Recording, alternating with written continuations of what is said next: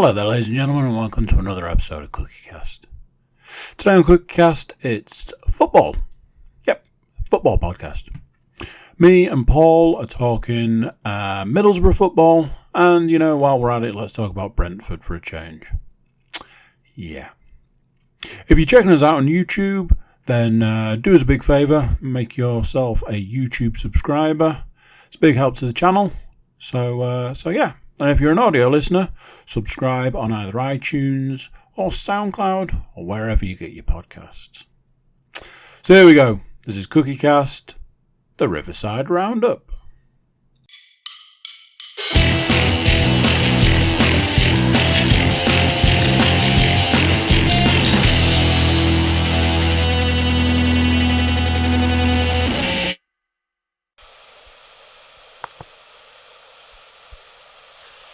With absolutely no technical hitches, this is absolutely the first time we've done this one. I'll say absolutely again if you like.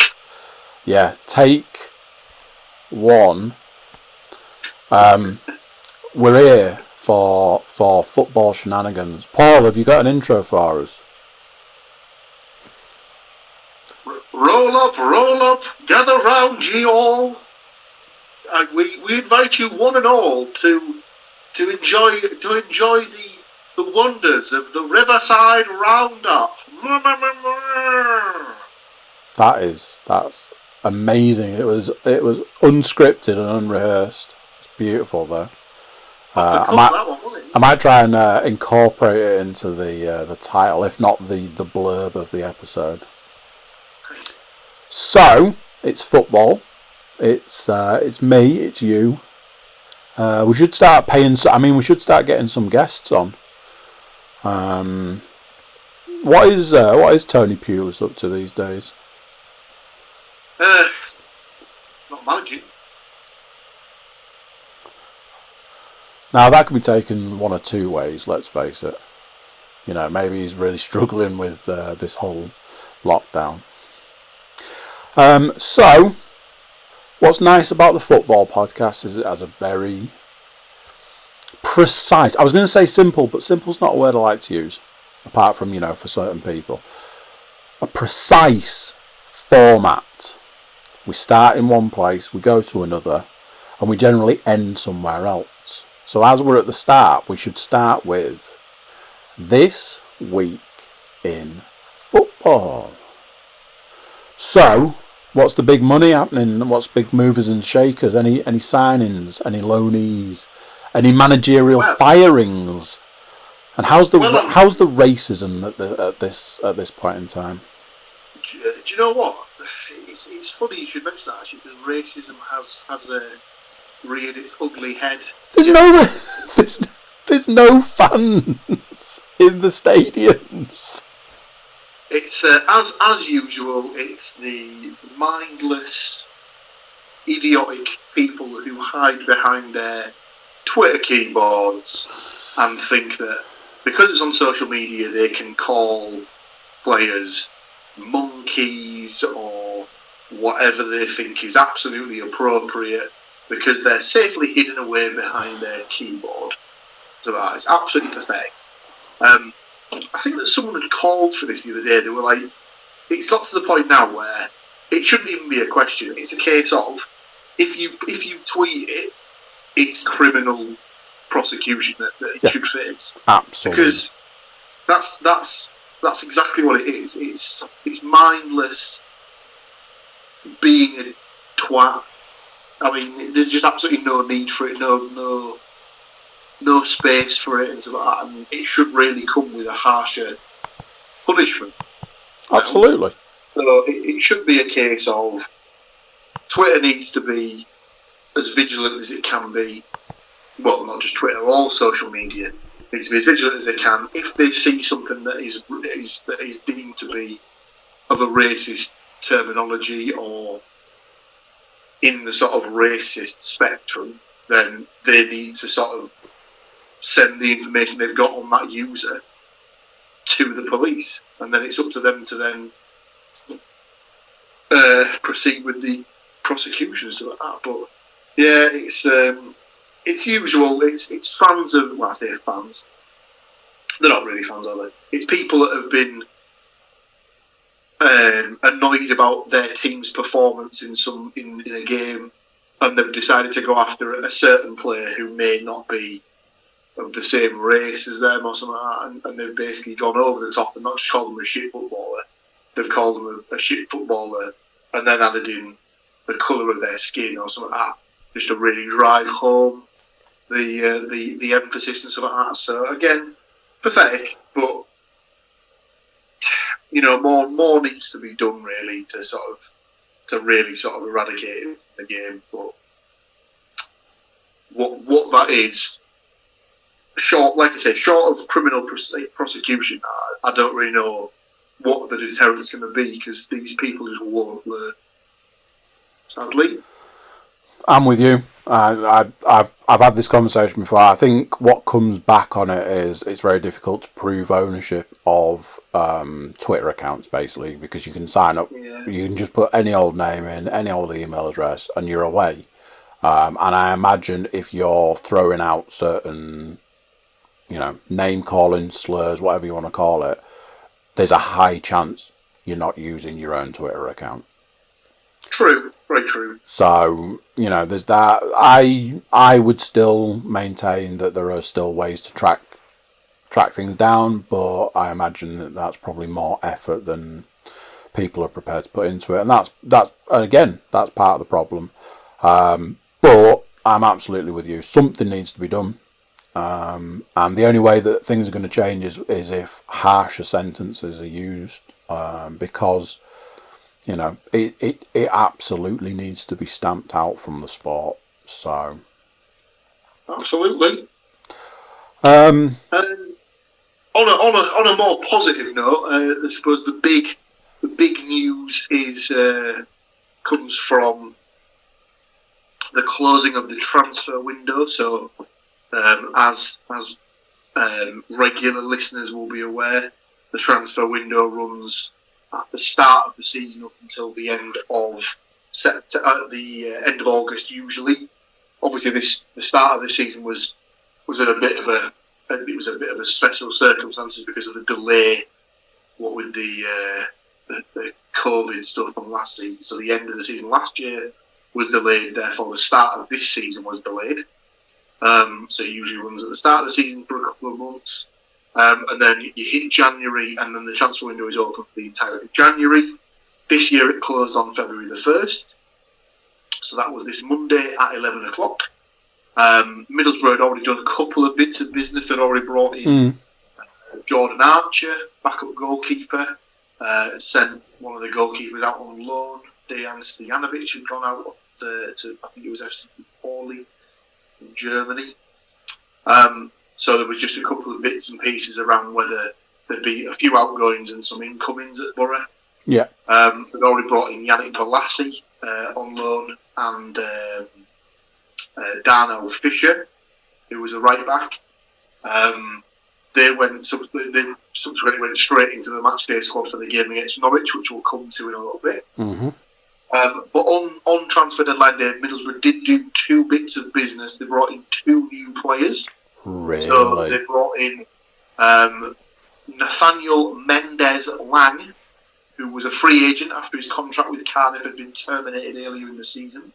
So he's a guy who is well known to Neil Warnock. He worked with him at Cardiff 3 seasons ago. So in theory, he should slot comfortably into a Neil Warnock system because he's used to playing in that sort of style of play. The other player that they brought in was another attacking midfielder called Niskans Cabano, who they brought in on loan from Fulham until the end of the season. Now, I don't know a great deal about Cabano because I've not seen much of his stuff for Fulham. I don't think he's played much this season.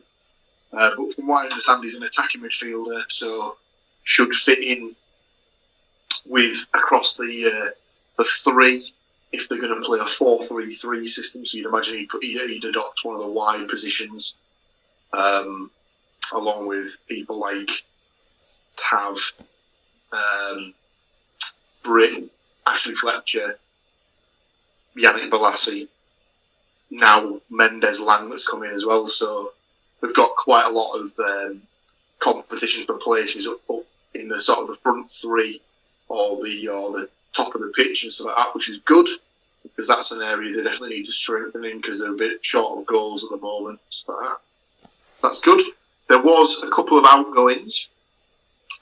So young centre-half Nathan Wood has gone on loan to Crewe for the remainder of the season. So that was a bit of a strange one because they're a little bit light at centre-back at the moment. So you've only really got Dale Fry and Paddy McNair that are in there at the moment that are the first choice centre-half pairing. Grant Hall, who was a summer signing, he's still on his way back from injury. I think he's back in the squad now, but I don't think he's fully match fit yet. So they're a little bit thin at centre back. There must be plans there for someone to slot in if needs be, because he's let Nathan Wood go out on loan. The other person who's moved on, you'll be a little bit disappointed in, Andy, because it'll take one of your goal scorers off you. So for the next 5 months, you won't be able to suggest that there'll be a casual wingy banger. No. As he's gone on loan he's been set on loan to Rotherham for the remainder of the season. So yeah, no more casual wingy bangers, sadly, until at least next season if he gets the call. Wow. So yes, that's the main sort of news from this week. Although we do record this, and as I say, to date the podcast slightly, we are coming off the back of a thumping 9-0 win for Manchester United over Southampton last night. So equaling the highest margin of victory in a Premier League game. So there have been 3 games that have finished 9-0. Man United have appeared in 2 of them, as have Southampton within the last 2 seasons. So the last 2 seasons, Southampton have been on the wrong end of a 9-0 shellacking for the last 2 seasons in a row. That's pretty bad. And as always, there's been much controversy around VAR's involvement in the game. There was 2 incidents in 2 games where a player was sent off for giving away a penalty by, in theory, pulling out of a challenge, but in the eyes of the referee, not making an attempt to play the ball. Therefore, it goes down as a red card. Now, everyone I've spoken to doesn't really understand the ruling. Everyone on social media doesn't understand the ruling. Everyone on the punditry side that was covering the games last night doesn't understand the ruling. So much so that Rio Ferdinand said in his comments about the game is that now, if he was a defender, rather than in the box trying to either not challenge someone or trying to get the wrong side of them to make sure they can't get a shot on a goal, he'd rather now just absolutely clatter the player so that there can be no sort of confusion as to whether you were trying to make an attempt to play the ball or not. Yeah. So, and what it's going to boil down to is it's going to, if defenders aren't sure, it's going to end up in more injury because, like Rio Ferdinand suggested, you're going to see players that are not going to take the chance to, have it interpreted that they weren't trying to make an attempt to play the ball. So if anything, they're just going to absolutely take everything. Yep. So you're going to see a lot of heavy challenges going on in and around the box, and I wouldn't be surprised if we start seeing a few more injuries cropping up. Yep. One final piece of managerial news is that in the last 40 hours, Bournemouth have sacked their manager, which is interesting because just before the manager was sacked, they announced that somebody would be joining the coaching staff, and that somebody was ex-Middlesbrough manager Jonathan Woodgate. And now that Bournemouth have sacked their manager, the man that is in temporary charge of Bournemouth's first team is ex-Middlesbrough manager Jonathan Woodgate. So watch this space let's see what happens with Bournemouth in the next couple of weeks. As if Mr. Woodgate's time in charge of Middlesbrough is anything to go by, they'll be falling down the table rather rapidly. So free fall. Let's see what happens. Wow. Anything else pressing from the last week in football? No, we've covered all of it basically. Like the VAR decisions are just baffling. Transfer windows closed, so there won't be any more purchases now. Obviously, players that are unattached to clubs can still move. So if there's players out there that don't have a club, they can still be signed by teams. You just can't do any business between clubs unless it's the need for an emergency loan, which usually only relates to goalkeepers. So if one of your goalkeepers goes down injured and you don't have sufficient cover in the squad, you may be able to use the emergency loan system to get a goal. But that's probably unlikely. Well, I'm going to click the pen. Here we go. That signifies the start of our second segment of the podcast, which is each week we like to predict football games. As might be signified by the title of the podcast, usually they feature Middlesbrough. More often than not, they feature Brentford. We've absolutely no idea why this is, yet if I go back at this point in time, I mean, we're talking, it's bordering on months that we haven't had to predict Brentford football. So, if somebody wants to write in and let us know what's going on there, or suggest a new name for the podcast that incorporates Middlesbrough and Brentford, we're all ears. As it is, we predicted some games. We've got some scores to discuss, and what scores they are. Two polarising scores, I think we'll agree on that one. And then we've got a wealth of games to predict. So let's get started by talking Norwich City versus Middlesbrough. Now then, we were both on different sides of the fence on this. You were like, Middlesbrough, sling your hook. I've got no interest in anything you've got to offer. I was like, give the boys a chance. Paul, what was the score in that game?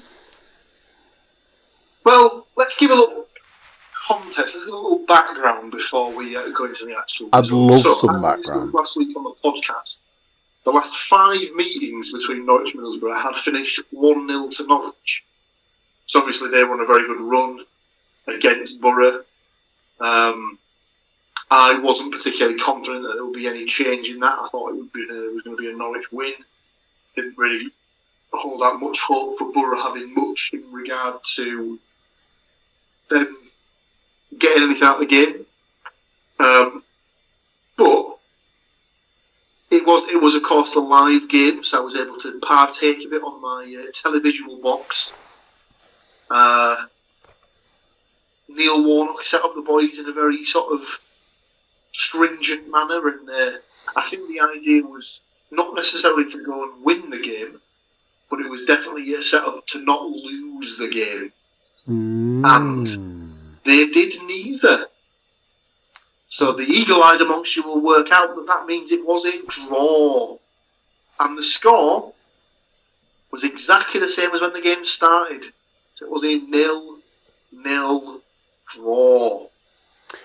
Now then, any long-time listener will know how our scoring system works. It's a point if you get the score correct. It's a point if you correctly predict the team that wins, whether that's in your score. It's 2 points if you correctly predict that score. And then any additional points for any goal scorers you might predict. Both myself and Paul had scores for this game, and goal scorers. So you know what you get with a 0-0? You get butt kiss. So zeros across the board. Now I know what you're thinking. Oh, I've heard this one before. I've seen this one go this way before. If they've started with nils, they're probably not going to score very highly this week. You'd be correct in thinking that. Normally. Because, as I was saying, what we do is we predict Middlesbrough football and apparently Brentford football. So, to keep in form, we predicted Brentford versus Wycombe Wanderers. Now, I like to get a bit ahead of the game. I like to make the scores, write the scores down. Write down the goal scorers in case there's any discussion about who scored what goals. Tot up the points. See if we won any money. All of that. Scrolling through the old scores and I was like, what? It's like, is there a glitch in the website? Is there a glitch in the matrix? Is something going really, really wrong with the world? And is, gravity going to start going the other way? Paul, can you enlighten these lovely people as to what I mean by telling them what the score in the Brentford Wycombe Wanderers game was? Well, let's put it this way. If you were to give us the predictions for the score that we had said from last week, just to refresh the viewers and listeners' minds. That's fair. That is fair. So, Paul predicted a 4-0 Brentford win. Of those 4 goals, 3 goal scorers were predicted. I followed suit. I was like, come on, 4-0, that's silly talk. Let's keep our heads and feet firmly on the ground. I went 2-0 and I picked 2 goal scorers. So I imagine something like, was it a 3-0? Well, let's put it this way, Andy. If me and you were to add our predictions together... that's a good idea. 6-0. Still not close. No. Yeah, this one just basically threw all rhyme and reason into the sun. And basically we were just doing whatever the hell we felt like, apparently down at the Brentford Community Stadium. And then it finished Brentford 7, Wycombe Wanderers 2. A total of 9 goals. A Man United special is what we've had there. Unbelievable. So the goal scorers for Brentford. Here we go. I was going to say in no particular order, but in a very particular order. In the order that they were scored. Well, technically no, actually. So, we have 1 goal for Ethan Pinnock. Indeed. We have 1 goal for Tariq Fosu Henry. Yep. 1 goal for Sergi Canos. Mm-hmm. 1 goal for Josh De Silva. Mm-hmm. Now, obviously, if you keep in score, that is 4 of the 7 goals. Mm-hmm. There was also a hat-trick for Even Tony.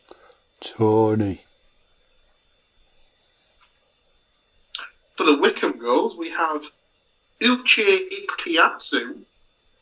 Now, obviously, fans of the podcast will now be thinking, "What what's that I can hear?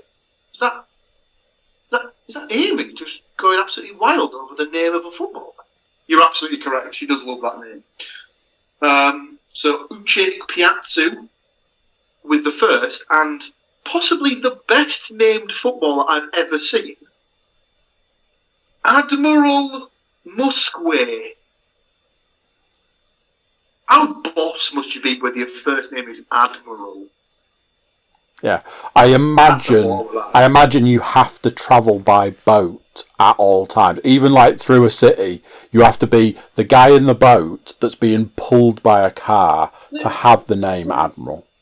That's the only way. Lives on a house, so he has to live on a houseboat. Yeah.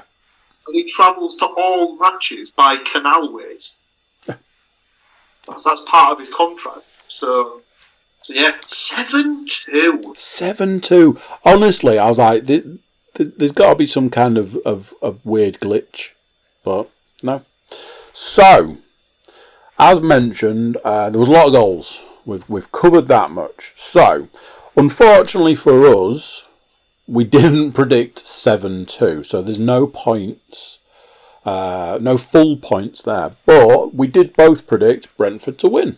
Points. Now then, I predicted Tony and Canos to score. So, point each. Love it. I wasn't the only person to predict Canos to score. Paul, have yourself a little point.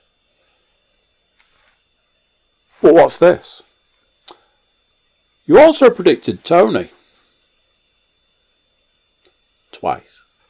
2 points right there, sir. So we go from 0-0 from the first game. I don't just mean the score, I mean the scores for us. To Paul winning the week with 4 points. I bring up the rear with 3 points. Unfortunately, we did not win £126.50 because, nobody predicted 0-0 in the Middlesbrough game. Speaking of Middlesbrough football, that brings us swiftly on to the games that are coming up this week. And what was that I was saying about we always like to predict Brentford games? Yeah, it's Middlesbrough-Brentford and others. So there's a system that's been put into place where we like to get a glimpse of the future. And the future for Middlesbrough. So what we've been doing is we've been finding out who Middlesbrough are going to play next and then predict their current game to see what the outcome is, to get a little taste, little. However, the book does not stop there because we've also got FA Cup action this week. So, what we've ended up with is the double-double. 2 sets of 2 games to predict. But we'll get to the FA Cup ones in a bit. We've gone way far down the line. Let's bring it back.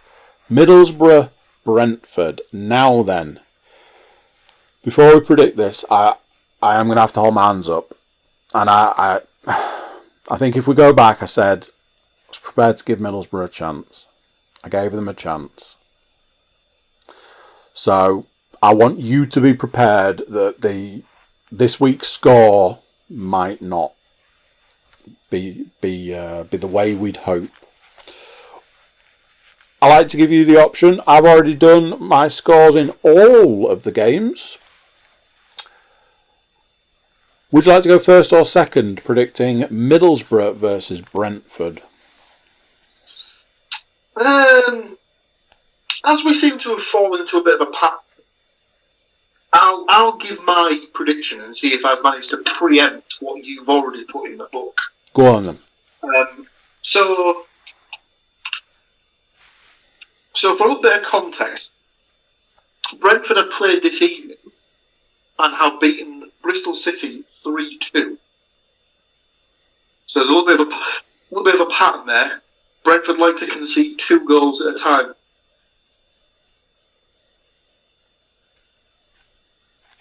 But not this weekend.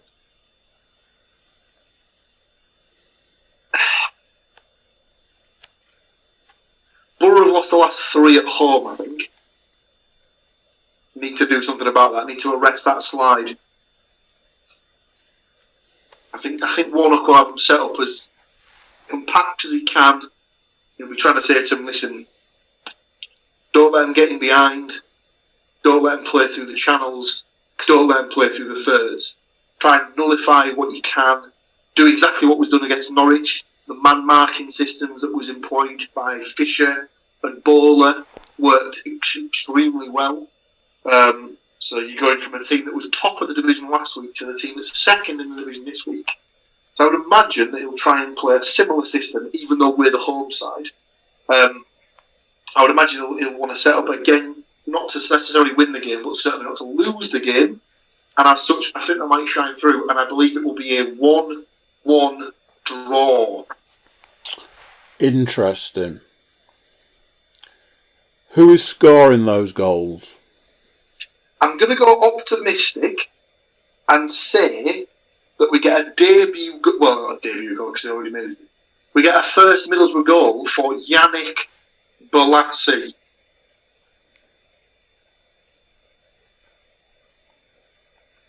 Okay.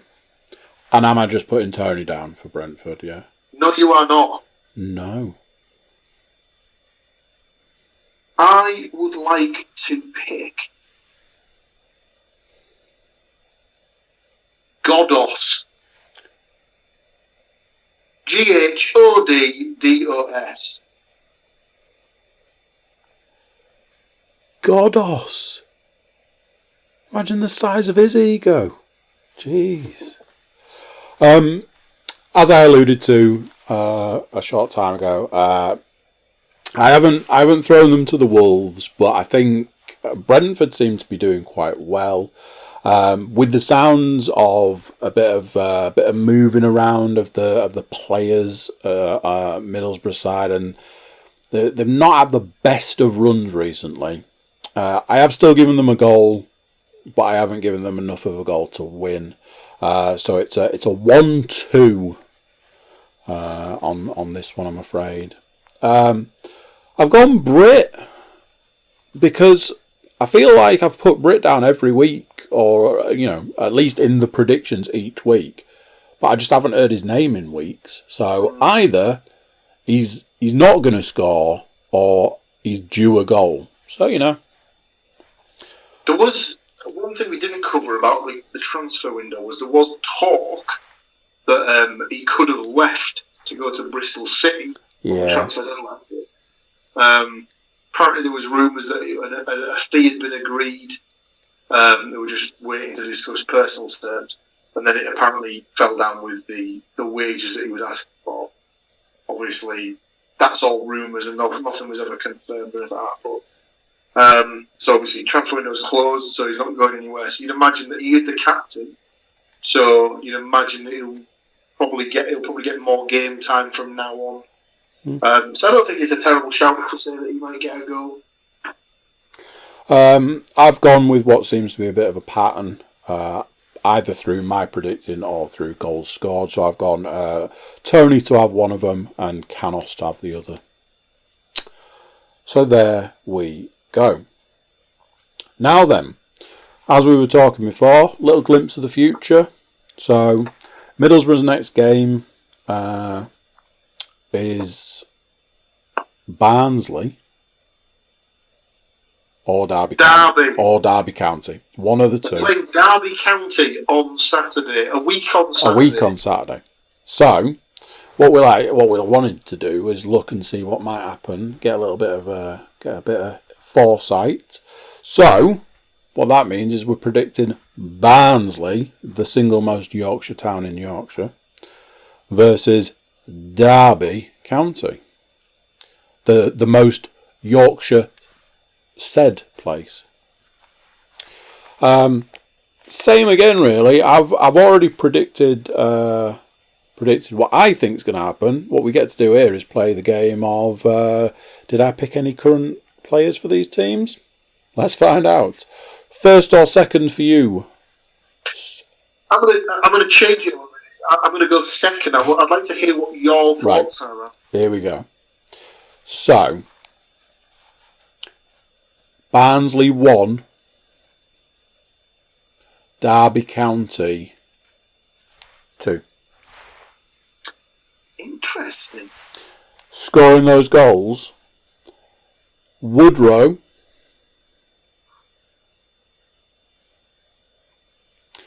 and not one, but two for the Runester. Old Rooney. There we go. I'm pretty sure he's retired just to focus on being the manager. Well, that is disgraceful. I have that. You might want to change that. Right, let me go back through my trusted book and find me somebody else, which might be tricky. Oh,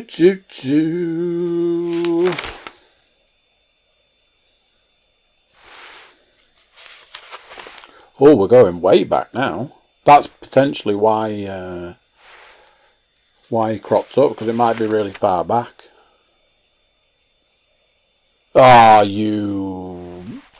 Nobody predicted anybody to score for Derby last time.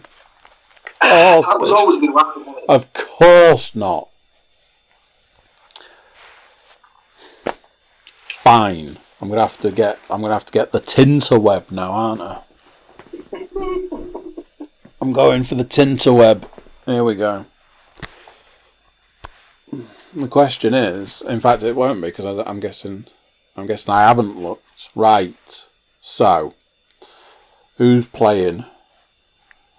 Derby.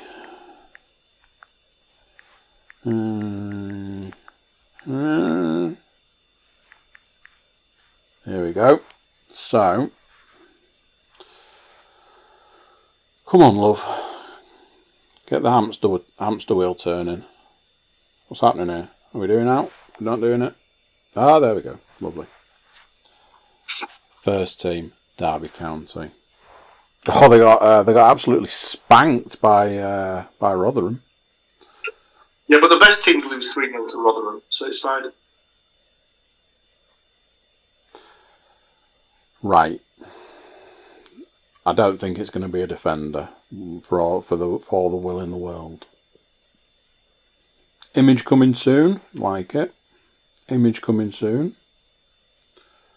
Why have we got midfielders mixed in with... All right.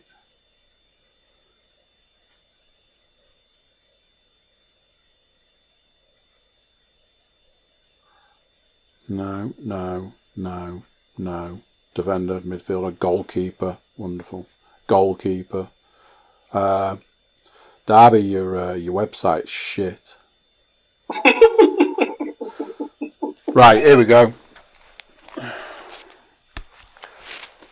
You've got to go with a man whose name is Colin for a start. So, Kazim Richards. Nice. He has bagged a few in the last couple of weeks, so he could be on to a winner there. He's had 5 goals from 20 appearances, according to this. Kazim Richards. Let's find another one. He's had 1 appearance and no goals. I don't think he is the man for us. Oh, here we go. Waghorn.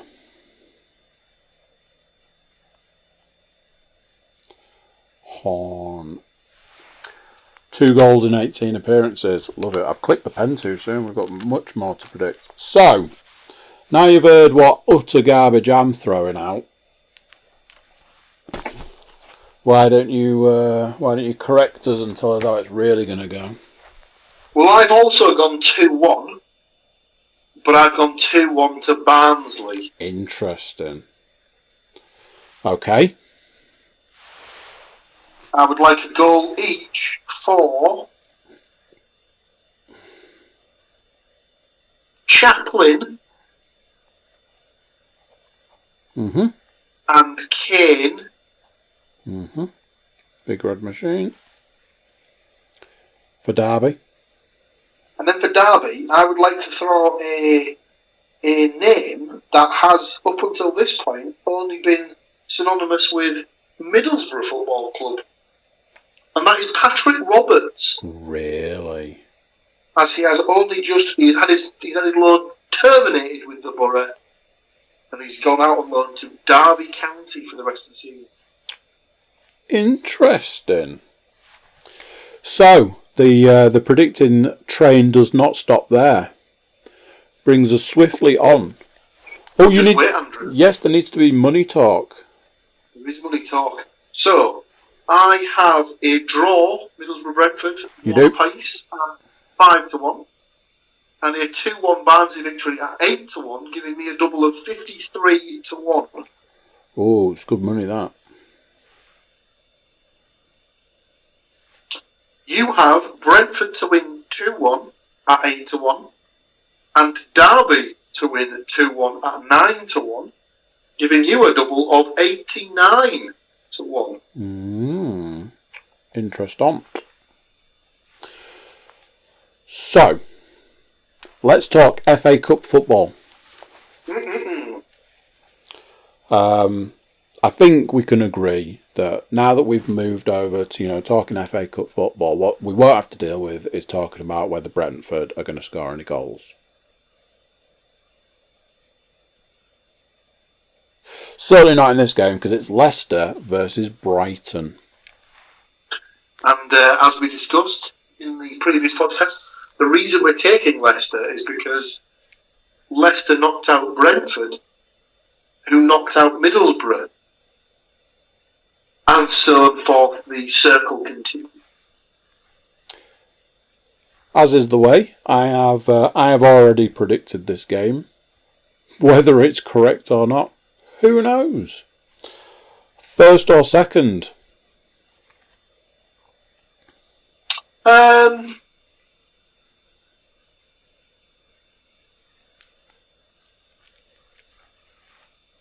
go first. Go on then, hit us. Now, we won't be able to get any bets for this, sadly, as the odds are not currently available. But we'll still do the predictions. So, Leicester versus Brighton. I will go Leicester 2, Brighton 0. It's an interesting score. That. It's interesting. That's all I'm saying. Let's see if you can pick some wonderful goal scorers. I will go for Tielemans.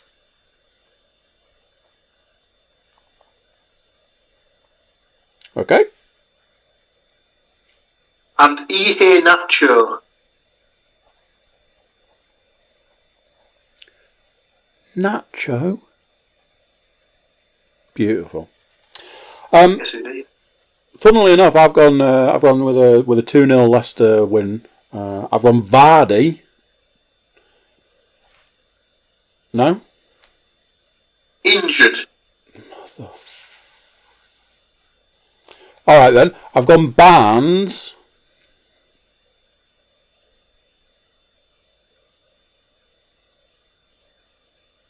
Oh yes. Mm-hmm. Yes. Okay. That's fine. Okay. Just 1 second while I consult my my glamorous assistant over here.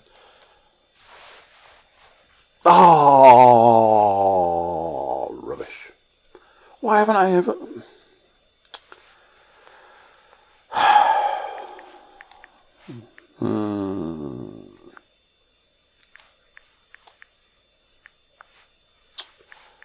Oh, there it is.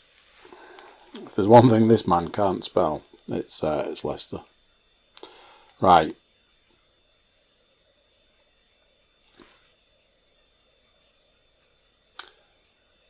Here we go.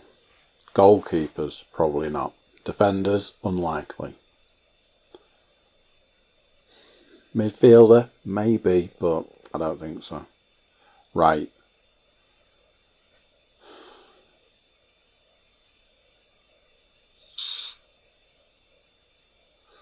Oh, now then. What about Perez? Yeah, he's still there. Right, there. I'll keep that out because I'm almost definitely going to need it again. Crossing you out, Mr. Vardy, and Perez.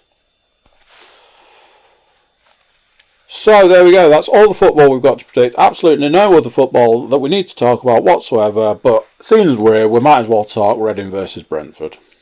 Because, Now, there's absolutely no rhyme or reason to this pick. It is basically to give us predictions betting, which I can't put on because the odds aren't there. So this is almost pointless. It's almost pointless. But if we're not predicting Brentford, I don't know what we're doing with our lives. So, exactly. let's get it done. Let's put it this way. This, in theory, should be the last appearance of Brentford on the podcast this year. Then what will we do with our time? We'll find another team to pick. We'll start predicting, I don't know, Nottingham Forest games or something like that. Too soon? Still hurts, man. It still hurts. Stick me down for a Reading 2, Brentford 2, please. Desmond, we haven't had a Desmond in ages. Oh, bless. Right, and I need at least 2 goal scorers, possibly 4 from you. I would like to go for Zhao. So, not Carvalho this time. No. Just Zhao. Okay. And I will also have Ejaria. Okay. For Brentford. Brentford, I will absolutely have Tony. Yeah, you will. Okay. And Kanyos. I've got a little lighter on this one, and I've literally just gone with a 0-1. Just, 0-1. Tony to score. Job done.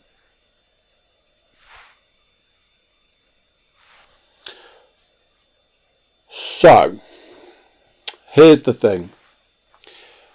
Way back, it's a long time ago now. It's almost 7 days ago. I said that I was going to go into the deep, dark depths of the internet and find a really, really, really, really difficult question to ask Mr. Williams. And what I was also going to do was throw it out to the general public to see if they themselves could come up with some really, really, really difficult football questions. So here's what's not happened. Any of that that I just said, none of that happened. I'm a very, very busy man. As we know, I run a podcast empire, a media empire. I am bringing down the big cheese, like the wheel of is it Edam, big cheese. But if you would like to pose a ridiculously difficult question, whether it's Middlesbrough based, whether it's Brentford based, or whether it's just general football based, we're calling this section Beat the Jock. So bring it on, bring it forward. Paul's always up for the challenge. I have failed in my challenge in the last week to find the time to find a really hard question. Obviously, I've been on the internet 9 times while we've been doing this, so I really don't want to take up any more of anybody's precious time now searching for something. And, you can just chastise me on social media or via email, details of which are on the website. So let's move on swiftly before we start throwing blame around and all of that rubbish. The third section, the dessert, the it's not the sorbet, is it? I don't know what swanky dessert is these days. The end of the podcast is always a section called Any Other Business. It's a chance, nay opportunity to get the last bits out, the things that can't wait till next week, the things that might not have been said that have come up this week. As we know, I never have any other business apart from last week. Paul, any other business for you, sir? No, nothing else to discuss this week. Fantastic. So there we have it. It's a roundup of the Riverside. Sounds like a good podcast name. It might need some work. It's thank you from me, and I'm sure Paul will agree. Big thank you from him. I will see you same bat time, same bat channel, and I hope we will also see these lovely people there too. Till then, I'm going to give you one of these. Audio wise, that's a buy in the audio world. Right, thank you, sir, and I will see you next time. Au revoir.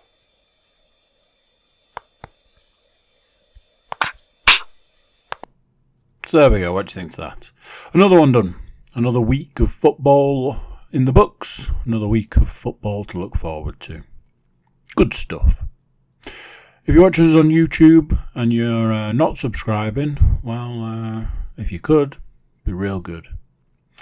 Likewise, if you're a audio listener, subscribe on iTunes, SoundCloud, or wherever you're getting your podcasts. Everybody jump over to thecookiecast.com. Check us out there. We've got some social media links. You can tag us on social media. And if you fancy a chat, drop us an email. So that's it for this one. Until next time, I'm going to say bye, and I will see you then. Bye.